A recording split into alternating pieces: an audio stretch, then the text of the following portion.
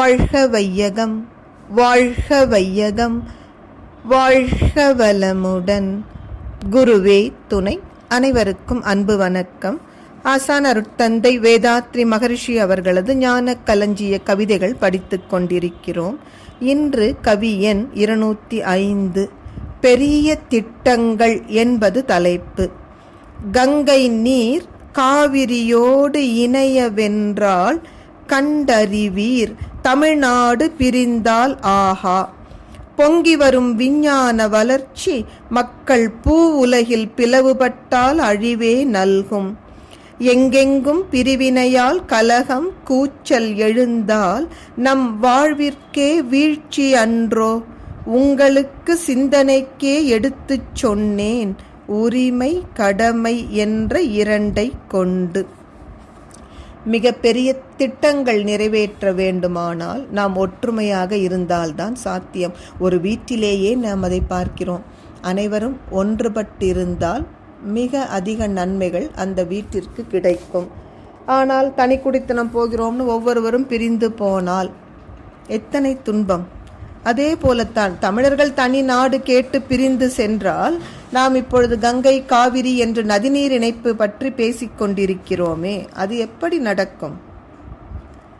இன்றைக்கு விஞ்ஞானம் வளர்ந்து கொண்டே இருக்கிறது. இப்படிப்பட்ட அற்புதமான சூழலில் இந்த பூ உலகம் ஒன்றுபட்டு வாழ்ந்தால்தான் நிம்மதியாக வாழ முடியும்.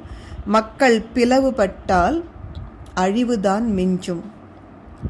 பிரிவினையின் காரணமாக இந்த பூமி பந்தின் பல பகுதிகளிலிருந்தும் கலகமும் கூச்சலும் எழுந்தால் அது நம் வாழ்விற்கே ஒரு வீழ்ச்சியாக வன்றோ மாறும்.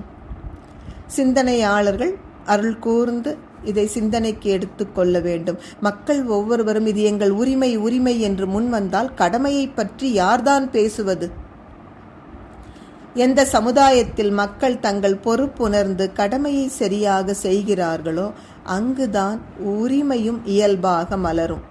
ஆனால் கடமையை மறந்துவிட்டு ஒவ்வொருவரும் உரிமை என்கிற பெயரால் குரல் எழுப்பத் தொடங்கினால் அங்கே சர்வமும் அழிவை நோக்கிச் செல்வதை தவிர வேறு வழியில்லை. அது மட்டுமன்று, முன்னேற்ற பாதையும் அடைபட்டுவிடும். மக்கள் ஒன்று கூடி சிந்தித்து உயர் திட்டங்களை செயல்படுத்தும் பொழுதுதான் அங்கே இளைஞர்கள் வாழ்வு ஆக்கத்துறையில் உயர்ந்து வரும். இத்தனையும் கருத்தில் கொண்டு உரிமை உரிமை என்று கோருவதை விடுத்து கடமைகளை செய்ய முன் வருவோம். நன்றி. வாழ்க வளமுடன்.